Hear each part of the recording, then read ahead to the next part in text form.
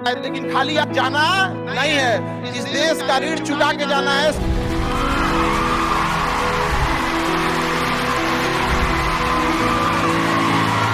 हमेशा याद रखिएगा, अकल बादाम खाने से नहीं, ठोकर खाने से आती है। हमने इतिहास से यह सीखा है कि इतिहास से कोई कुछ नहीं सीखता।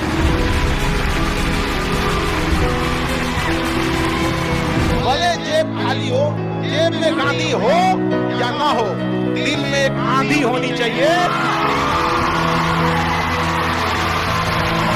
जो बोले हैं, जो ठाने हैं, वो कर लेंगे यहाँ पर, और नहीं कर सकते हैं तो दुर्भाग्य है इस भारत की धरती पर जन्म लिया हुआ।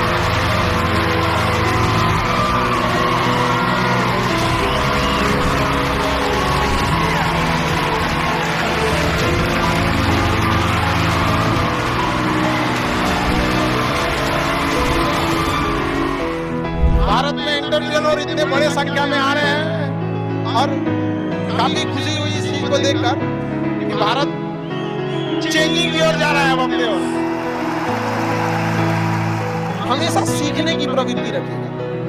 और आज के टाइम पे बाप रे, एक बहुत बड़ी समस्या ना कि दूसरे से प्रति जलन, जरतुआई समझते हैं हम लोग। बिहार का ठेठ भाषा है, पता नहीं आप लोग समझते हैं कि नहीं। मतलब कौन कितना खुश है, मतलब उसका पड़ोसी जितना दुखी है वो उतना खुश है। ये सब चीजों से थोड़ा आज के समय में अपने आप को थोड़ा बचा के रखने की कोशिश कीजिएगा, क्योंकि किसी के जलन वगैरह से नहीं होता। अक्सर देखिएगा ना, क्योंकि ये एंटरप्रेन्योर है, बिजनेस का चीज है, तो छोटा सा देखिएगा ना, गाँव में किसी के पास समोसा का दुकान चल जाता है तो उसके बगल में और समोसे खोल देता है। बहुत सारी चीजें हो सकती हैं। डिसीजन आप कभी भी किसी और के मर्जी से इन्फ्लुएंस होकर लीजिएगा, वो कभी डिसीजन सही नहीं होगा। डिसीजन आपका अपना होना चाहिए, आप क्या कर सकते हैं। और ये जिस दिन आप पहचान गए, उस दिन समझिए आधा काम आप अपने से कर लिए यहाँ पर। और वो सबके अंदर कुछ ना कुछ है, ऐसा नहीं है कि ऊपर वाला आपको खाली हाथ भेजा, सबके अंदर कुछ ना कुछ है। और ये लोग भले कहते हैं कि खाली हाथ आए थे, ठीक है, खाली हाथ आए थे, लेकिन खाली हाथ जाना नहीं है। इस देश का ऋण चुका के जाना है, समाज को कुछ दे के जाना है, एक अच्छे सिद्धांत, अच्छे कर्म को दे के जाना है। क्या कोई कह सकता है कि अब्दुल कलाम खाली हाथ गए थे? नहीं खाली हाथ गए थे। विवेकानंद खाली हाथ गए थे? अम्बेडकर साहब खाली हाथ गए? नहीं गए। तो इस देश में हम खाली हाथ जरूर आए थे, लेकिन इस देश का कर्ज उतारना है, खाली हाथ लौटना नहीं है। कुछ ऐसे सिद्धांत अपने साथ है, कुछ अपने पीछे कुछ यादें छोड़ के जाना है, जिससे कि दुनिया याद कर सके हम लोग को। और हमेशा चीजों में ना अपनी ईमानदारी करिएगा। आप कितना ईमानदारी से काम करते हैं, कितना लगन से काम करते हैं, सफलता इसी चीज पे डिपेंड करती है। बाकी ऐसे चीजें कि भाई ये करना चाहिए नहीं, बस आप कितना समय दिए हैं किसी चीज को, कितनी ईमानदारी से किए हैं, ये मायने रखता है। आप किसी चीज को समय नहीं दीजिएगा, कभी सफल नहीं हो सकते। और एंटरप्रेन्योर और बिजनेस, ये सब की चीजों में एक चीज बहुत बड़ी डिलेमा होती है ना, कि सोचते बड़ी ज्यादा हैं, प्लानिंग बहुत करते हैं। 6 महीना से उसका प्लानिंग चल रहा है। अरे भाई 6 महीना में कमवा शुरू किए रहते तो कुछ एक्सपीरियंस हो गया रहता, कुछ ठोकरें लगी होती। शुरू कर दो, चाहे जैसे करना है। यहाँ पर ऐसा थोड़ी हो सकता है कि एकदम फिनिश होकर काम करेगा। हर चीज, जमीन से कभी पेड़ नहीं निकल सकता, पौधा ही निकलेगा। आज सीखिए, क्योंकि अगर कल कोई शुरू करता है आपके बाद, तो आपके पास उससे एक दिन का एक्स्ट्रा एक्सपीरियंस रहेगा। और हमेशा याद रखिएगा, अकल बादाम खाने से नहीं, ठोकर खाने से आती है। जितना ज्यादा आप ठोकर खाएंगे, उतने ज्यादा अकल आने वाली है। दुनिया का कोई इंसान जो सफल है, कह दे कि हमको ठोकर नहीं लगा है, या कोई कह दे कि हम एक ही बार में यहाँ आए हैं, कभी नहीं आ सकते यहाँ पर। स्टार्टिंग कीजिए यहाँ पे, ज्यादा प्लानिंग वालानिंग के चक्कर में नहीं रहिए। कितना अच्छा प्लानिंग करके आइएगा ना, कुछ ना कुछ चीजें गड़बड़ होंगी। क्योंकि किताबी नॉलेज, ये मोटिवेशन, ये सब चीजें, ये एक अलग चीज है। धरातल में उतर के जाइएगा ना तो अलग चीज है यहाँ पर, और कभी बिहार में आके देखिएगा तो एकदम में अलग मिलेगा आपको। इतना ठोकर लगा है, ये बहुत मायने रखता है। क्योंकि ठोकर नहीं लगेगा ना, जिस पत्थर पे चोट नहीं पड़ती वो कभी मूर्त नहीं बनता है। इसलिए जितना आपको चोट लग रहा है, ये आपके लिए अच्छी बात है। क्योंकि बड़े बड़े लोगों की जिंदगी में मुसीबत आती है, वो मुसीबत ही आती है बड़े लोगों के लिए। क्योंकि फिल्म में जो सबसे टफ रोल होता है ना, बढ़िया हीरो के कंधे पे दिया जाता है। तो ये पृथ्वी पे भी ना ऊपर वाले को पता है कि ये बढ़िया हीरो है, इसको थोड़ा सा हम लोग रोल देते हैं बढ़िया।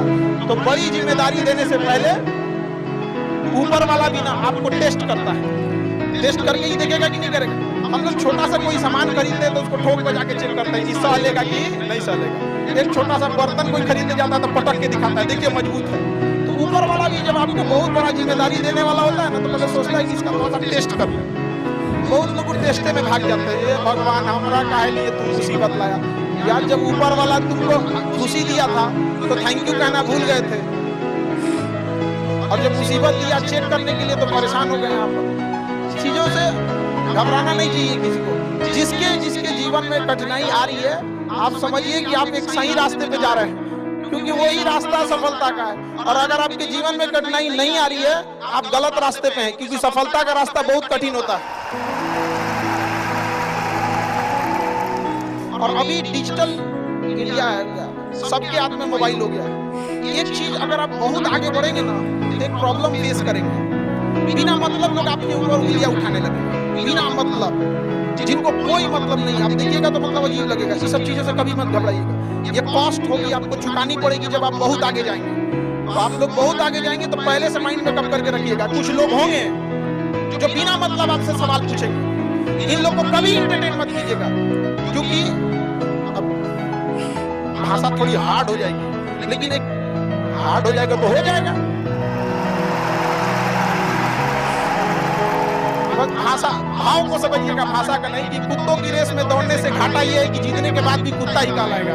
एक बार एक रेस में ना कुछ कुत्तों को दौड़ाया गया, बीच में शेर बांधा गया कि कौन तेज दौड़ता है। शेर दौड़ा ही नहीं, कहा कि जीत के भी क्या फायदा, जीतने के बाद वो कुत्ता कहलाएगा।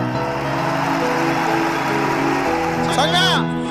तो जब आप आगे बढ़ेंगे ना, ये कॉस्ट है, समझिएगा इस चीज को। पहले ये कम था, क्योंकि पहले लोगों के पास में हाथ मोबाइल कुछ नहीं था, मतलब काना फूसी में रह जाता था। लेकिन अब ये बहुत बड़े पैमाने पे हो गया।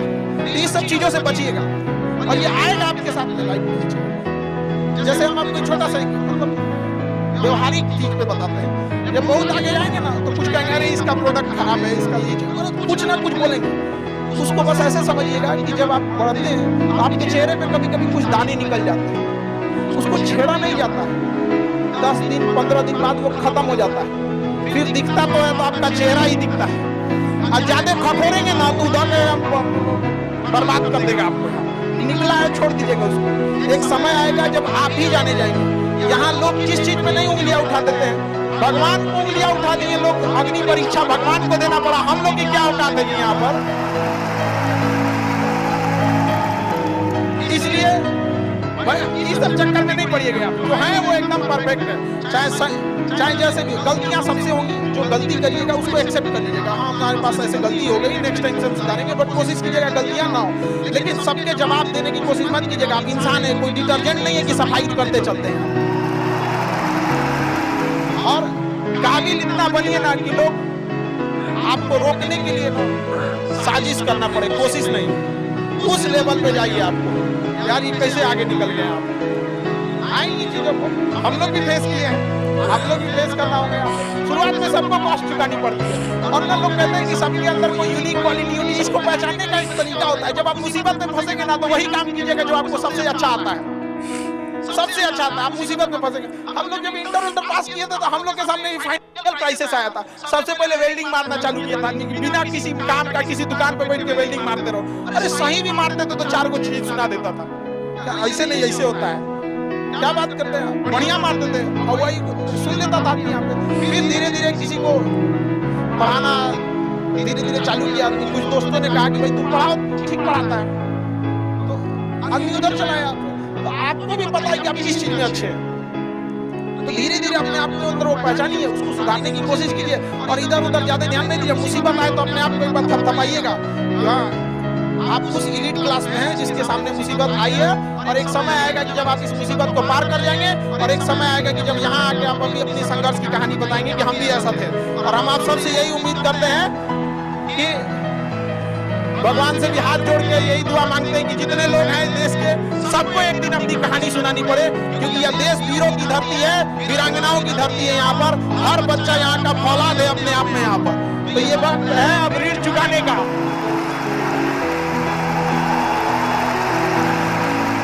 अब इस सदी में हमें अपना नहीं, अब इस देश का भी एक ऋण चुकाना होगा कि शायद पिछले जन्म में बहुत सौभाग्य, बहुत अच्छा काम किए होंगे जो हिंदुस्तान में जन्म लिए, वरना अगर जन्म के समय थोड़ा बहुत बॉर्डर क्रॉस करते ना, उधरिया हो जाते ना, अरे बाप रे बाप,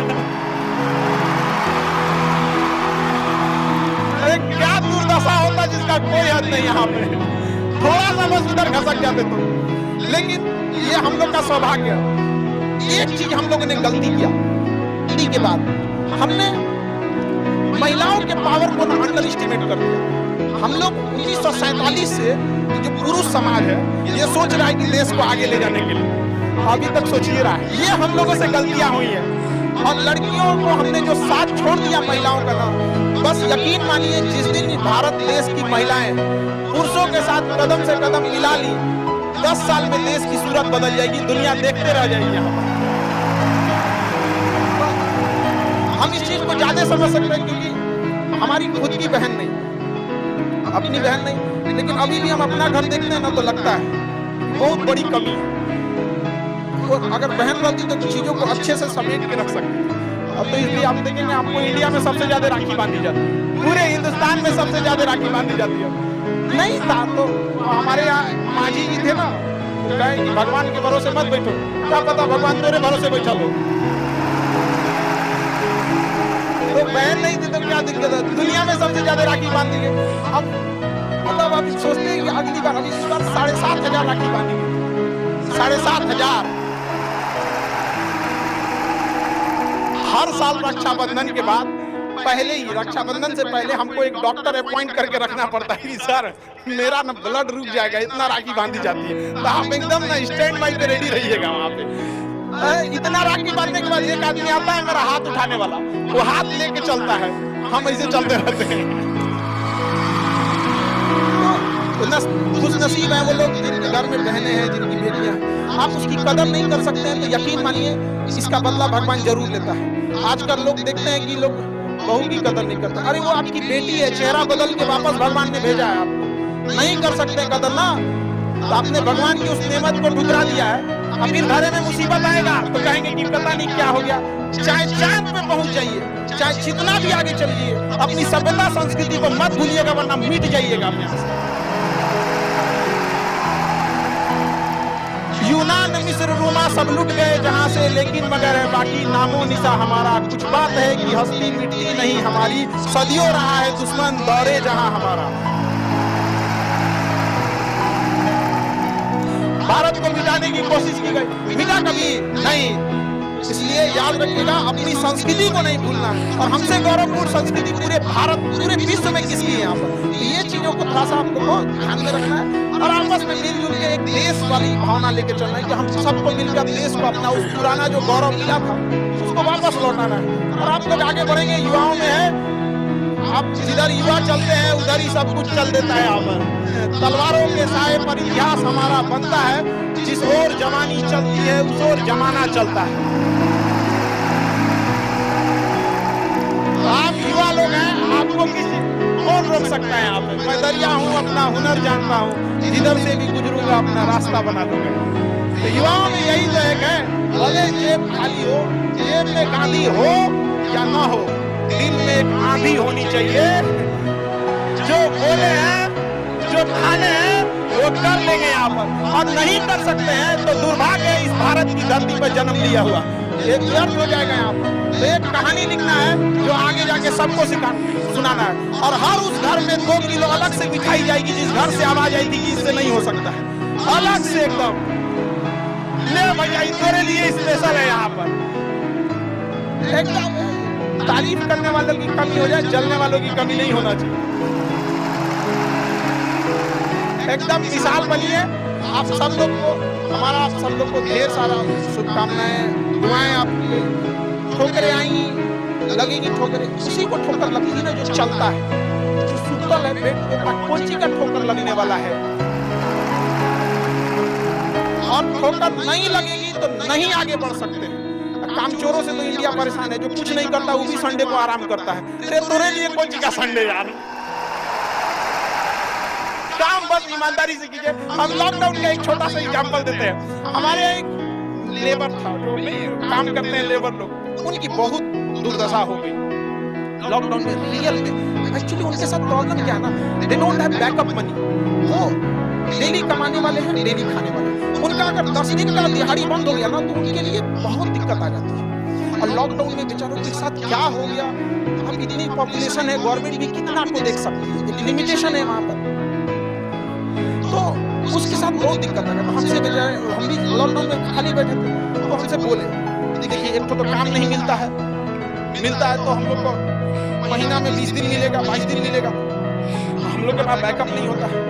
उसको हमने एक छोटा सा बात बोला, भाई देखो एक काम बस मेरा 1 महीना करके देखना, नहीं अच्छा लगे तो छोड़ देना। काम पे जाते कितने हो, तो बताया कि 8 बजे जाते हैं। अलग अलग शहर में वो काम करने वाले मजदूर जो आते हैं, मिस्त्री, उनका टाइमिंग अलग अलग हो सकता है। हमारे यहाँ 8 बजे आते हैं और फिर दोपहर में लंच करते हैं, शाम में 4-5 बजे 5 बजे चले जाते हैं। तो मैं 8 बजे के काम में आप कितने बजे जाते हो? क्योंकि सर वही पहुँचते 7:15 हो जाता है, खाने नहीं बनाते चाय पीते 8:30 हो जाता है। अब क्या एक बात बताओ, ये आधा घंटा तो किसमें काटे? कहा कि जहाँ काम करने गए ना उनके में से नहीं, यही इस गड़बड़ है। आप अपनी जिम्मेदारी में से आधा घंटा काट लिए थे, आप वहाँ 15 मिनट पहले पहुँच के देखो। क्या बोलते हैं मास्टर, पगला गए भाई, देख तो 1 महीना काम करके देखो, बस तुम आप 15 मिनट पहले पहुँच के देखो। वो इंसान 15 मिनट पहले पहुँच जाता, 5 मिनट पहले ही काम चालू कर देता, बाकियों के आने से पहले। लंच में जाते थे तो जब सब चले जाते थे 1-8 मिनट लेट से लंच जाते थे, कुछ नहीं होने वाला है। 1-8 मिनट लंच खत्म होने से पहले ही चले आते थे, बाकी लंच खत्म हो गया 10 मिनट बाद आ रहा है, वो लंच खत्म होने से 1-8 मिनट पहले ही चले आते थे। जब सारे लोग 5 बजे चले जाते थे तो 5:05 पे जाते हैं।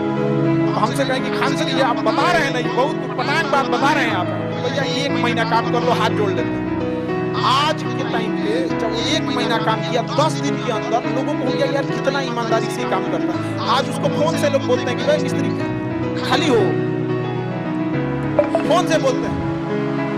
और लोग क्या करते हैं पता है, जिसको काम दे देंगे ना तो टेंशन नहीं है, काम वही है।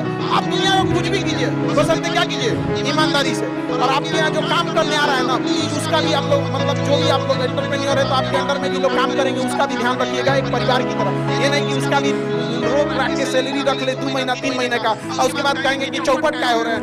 ऊपर वाले की लाठी में आवाज नहीं होता, इस चीज को हमेशा याद रखिएगा।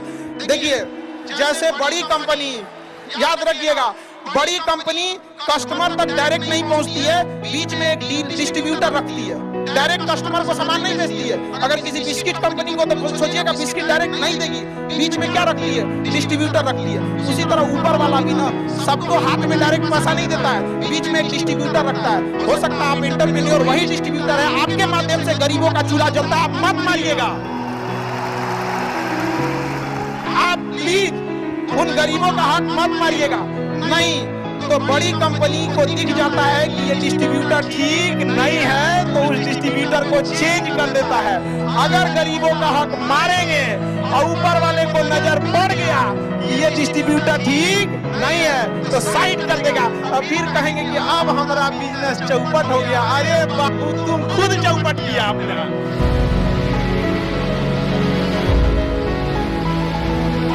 सवालों का जवाब आपको इस वीडियो में मिलेगा। एक